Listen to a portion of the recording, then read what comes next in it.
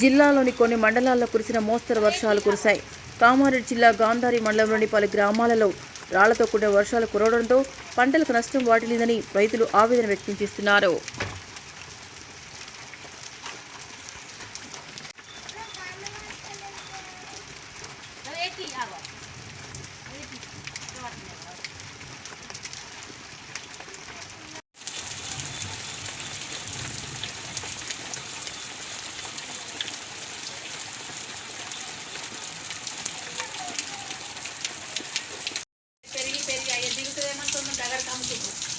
మొత్తం ఇచ్చేసింది ఆనక మళ్ళీ ఖరాబ్ అయితే బాగా పెట్టక ముందే అడుచుకుని నీళ్ళు వచ్చినట్టు పడుతుంది.